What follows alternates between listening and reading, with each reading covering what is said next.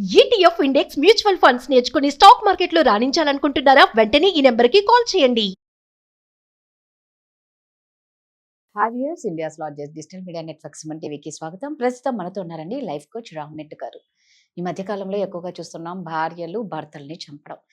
ఈ నిన్న జరిగిన ఇన్సిడెంట్ ఏంటైతే ఇంకా అసలు అది చెప్పుకోనికి కూడా బాధే. ఒక సౌండ్ తగ్గించమన్నారు, తగ్గించలేదు భర్త అని చెప్పి భార్య భర్తను చంపేసింది మంగళగిరిలో. నిజంగా ఇది చంపనీకి ఒక కారణమా? అసలు ఎందుకు చంపాలి అనుకుంటారు అనే దాని గురించి ఒకసారి రామ్ గారిని అడిగి తెలుసుకుందాం. నమస్తే రామ్ గారు. నమస్తే అండి. నిజంగా అంటే సౌండ్ తగ్గించు అని చెప్తే మహా అయితే గొడవలు అవుతాయేమో, అరుచుకుంటారేమో, ఇంకా కొట్టుకోవడం అనేది అదే ఏమంటారు ఊహకు అందనిది. ఒక సౌండ్ తగ్గించలేదు అని చెప్పి భర్తను భార్య చంపేసిందండి. సో ఇది నిన్న జరిగిన ఇన్సిడెంట్. ఇది ఉత్తి సౌండ్ తగ్గించు అన్నందుకే చంపేయడం అనేది ప్రాక్టికల్ కాదండి. నాకు తెలిసి ఇక్కడ ఏంటంటే అక్కడ స్టార్ట్ అయి ఉంటుంది గొడవ. లైక్ సౌండ్ తగ్గించు అనే ఈ అంశం మీద గొడవ స్టార్ట్ అయి ఉంటుంది. అదేంటంటే గొడవ పెద్దగయ్యి అరుచుకొని బీపీలు పెరిగిపోయి అదొక పీక్లో ఉన్నప్పుడు చంపడం అనేది జరుగుతుంది తప్ప ఉట్టి సౌండ్ తగ్గేందుకు మాత్రం ఇదై ఉండదు. అయితే ఇంకోటి, జనరలీ ఇలాంటి కేసెస్ ఇలాంటి సిచ్యువేషన్స్ ఏమవుతుంది అని అంటే ఈ కోపము ఇవన్నీ ఆల్రెడీ ఏంటంటే మనసులో పెట్టుకొని ఉంటారు వేరియస్ రీజన్స్ వల్ల. అంటే చెప్పింది చేయట్లేదనో, నాకు నచ్చినట్టు ఉండట్లేదనో, సో ఏదో ఒక రీజన్ వల్ల ఏంటంటే ఆల్రెడీ బాధ, ఈ కోపం ఇవన్నీ ఉంటాయి లోపల, విధిన్నే ఉంటాయి. ఇవన్నీ జరిగిన ఈ సౌండ్, ఈ వాల్యూమ్ ఇన్సిడెంట్ ఏదైతే ఉందో అది జస్ట్ ఒక ట్రిగర్ పాయింట్ అనమాట. ఈ ఆల్రెడీ చాలా ఇట్లా బాధ, కోపం ఇవన్నీ లోపల దిగమింగుకొని ఉన్నప్పుడు ఏంటంటే ఇట్లాంటి చిన్న చిన్న ఇన్సిడెంట్స్ ఏంటంటే ఇవి ట్రిగర్స్ లాగా వర్క్ అవుతాయి అనమాట. సో ఇన్ దిస్ కేస్ చెప్పాలి అంటే ఈ వాల్యూమ్ ఇష్యూ మీదనే ట్రిగర్ అయ్యి, దట్ ఈస్ వెన్ చూడండి కత్తితోటి మల్టిపుల్ స్టాబ్స్, ఒకసారి కాదు ఎన్నోసారి ఇట్లా పొడిచి ఆ బ్లడ్, ఎక్సెస్ బ్లడ్ లాస్ వల్ల చనిపోయాడు ఆయన. అంటే ఎంత కక్ష కట్టుకొని ఉంటుంది ఈ అమ్మాయి, ఎంత కోపం ఆల్రెడీ పెట్టుకొని ఉంటుంది ఈ అమ్మాయి మనసులో. So that is what generally happens. ఏంటంటే రిలేషన్షిప్స్లో గొడవలు అనేది common. At the end of the day wife and husband. So wife and husband అన్నప్పుడు ఎన్ని గొడవలు ఉన్నా సరే మాట్లాడుకొని సాల్వ్ చేసుకొని దాన్ని తగ్గించుకోవడానికి ట్రై చేయాలి తప్ప మీరు కమ్యూనికేట్ చేయకుండా అలా దిగమింగుకొని ఉన్నారనుకోండి ఇదే అవుతుంది. ఏంటంటే వన్ ఫైన్ డే ఇంకా మన కంట్రోల్ తప్పి అది బియాండ్ అవర్ కంట్రోల్ అయిపోతుంది అనమాట. ఈ కేసులో చూడండి, వాళ్ళిద్దరు 1 year బ్యాక్ లవ్ మ్యారేజ్ చేసుకున్నారు. ఎన్ని ఆశలు పెట్టుకుని ఒకరి మీద ఒకరు ఎన్నో ఆశలు పెట్టుకుని చేసుకునింటారు. ఎన్నో ఆశలు పెట్టుకుని ఎంతో మందిని ఎదిరించి నాకు వీళ్ళే కావాలి అనేసి ఒకరి కోసం ఒకరు ఫైట్ చేసి పెళ్లి చేసుకున్న తర్వాత ఇలాంటి ఇష్యూస్ అన్ని కామన్ గా వస్తూ ఉంటాయి. జస్ట్ వచ్చినంత మాత్రాన ఇప్పుడు చూడండి, జనరల్ గా ఏంటంటే పెళ్ళైన తర్వాత మార్పులు ఖచ్చితంగా కనిపిస్తాయి. ఇప్పుడు వీళ్ళిద్దరు లవ్ మ్యారేజ్ చేసుకున్నారు.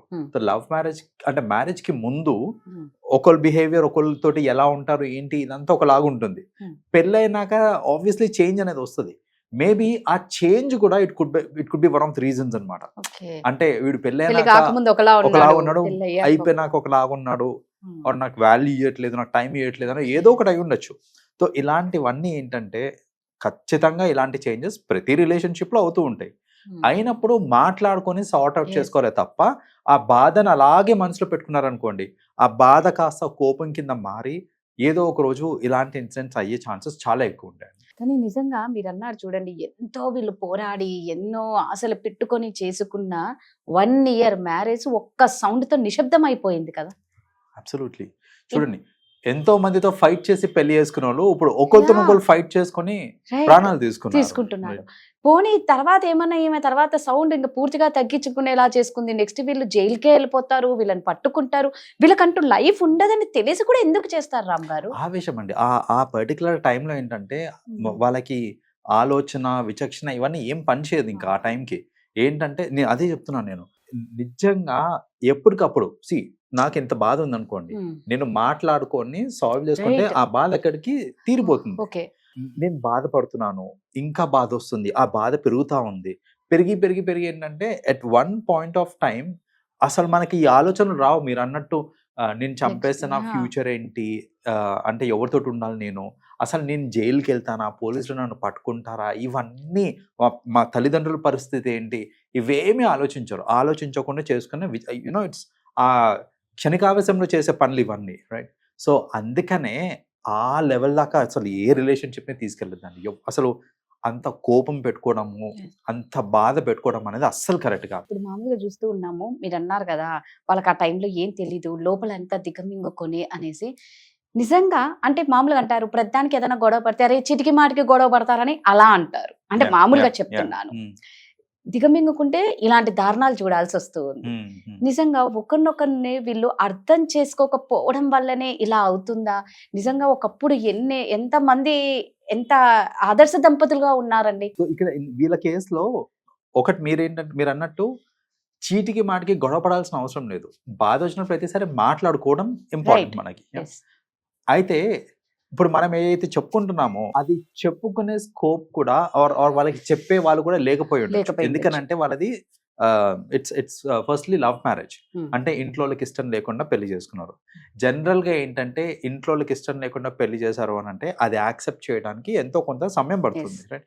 వీళ్ళది ఎంత 1 year పెళ్లి జరిగి. 1 year. సో జనరల్ గా ఆన్ అన్ యావరేజ్ ఒక 1 year 2 years ఎంతో కొంత టైం పడుతుంది. తర్వాత ఈ యాక్సెప్టెన్స్ అనేది అవుతూ ఉంటుంది.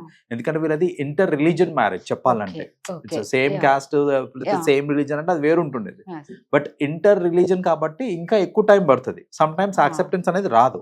సో అలాంటప్పుడు ఏంటంటే వీళ్ళు గొడవ అన్న ప్రతిసారి ఒక పెద్ద మనిషి వచ్చి అలా కాదు ఇలా అని చెప్పే దిక్కు కూడా లేకుండా అయిపోయింది. సో అది కూడా దీనికి యాడ్ అయి ఉండొచ్చు. ఎందుకంటే చెప్పే వాళ్ళు లేరు కాబట్టి ఆర్ చెప్పుకునే వాళ్ళు కూడా లేరు కాబట్టి ఈ అమ్మాయికి ఏంటంటే ఆ స్ట్రెస్ అనేది ఎక్కువైపోయి ఉండొచ్చు.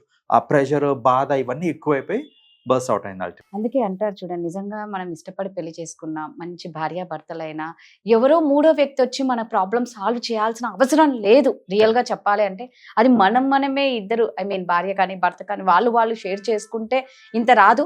మీరు అన్నట్టు ఇంకోటండి, నిజంగా ఇంట్లో ఇష్టం లేని పెళ్లి చేసుకుంటే ప్రాబ్లం వచ్చింది అని ఈ పిల్లలు వెళ్ళి చెప్పలేరు. ఒకవేళ చెప్పినా వాళ్ళు ముందుకు రారు. సో బోత్ థింగ్స్ ఇక్కడ అందుకనే ఇది ప్రాబ్లం అయితే. సో పెళ్లికి నిజంగా మీరు ప్రేమ వివాహం చేసుకుందాం అనుకున్నా కూడా అందరిని ఒప్పించి చేసుకోవడానికే ట్రై చేయాలి తప్ప పారిపోయి పెళ్లి చేసుకోవడము ఇలాంటివన్నీ చేయడం వల్ల ఏంటంటే ఫస్ట్ ఆఫ్ ఆల్ మన సపోర్ట్ సిస్టమ్ ని మనం లూజ్ అవుతాం. ఆ టైంలో ఏమనుకుంటారంటే కలిసి ఉండాల్సింది మన ఇద్దరము, వాళ్ళతో ఏంటి పని, మిగతా వాళ్ళు ఒప్పుకోకపోయినా మనం చేసుకుందాం, ఈ థాట్స్ అన్ని వస్తాయి. కానీ ఒక్కసారి పెళ్ళైన తర్వాత the value of support system అనేది అప్పుడు అర్థమవుతుంది. But it will be too late by then. So అలా కాకుండా కన్విన్స్ చేసుకోండి. మన parents at the end of the day కొంచెం సమయం పడుతుండొచ్చేమో, కానీ సమయం పట్టినా సరే కన్విన్స్ చేసుకొని పెళ్లి చేసుకొని అందరూ యూనో కలిసికట్టుగా ఉన్నారనుకోండి, ఆ సపోర్ట్ అనేది మిస్ అవ్వదు. So that is what people అంటే అట్లీస్ట్ ది నెక్స్ట్ జనరేషన్ కి ఇచ్చే సజెషన్ అది. దట్ అందరినీ పోగొట్టుకొని ఒక పార్ట్నర్ ఉంటే చాలు నాకు అని అనుకుంటే అది సరిపోదండి. It is necessary to have the support system. ఆ పార్ట్నర్ తో మీకు ఏదైనా ప్రాబ్లం వస్తే సాల్వ్ చేసే వాళ్ళు ఉండాలి కదా, మీకంటే ఒక సపోర్ట్ ఇచ్చే వాళ్ళు లేకపోతే కొత్తలో బాగుంటదండి. మీరు అన్నట్టు దిగిన తర్వాతే దాని పెయిన్ తెలుస్తుంది. కరెక్ట్. Thank you. వెల్కమ్ అండి.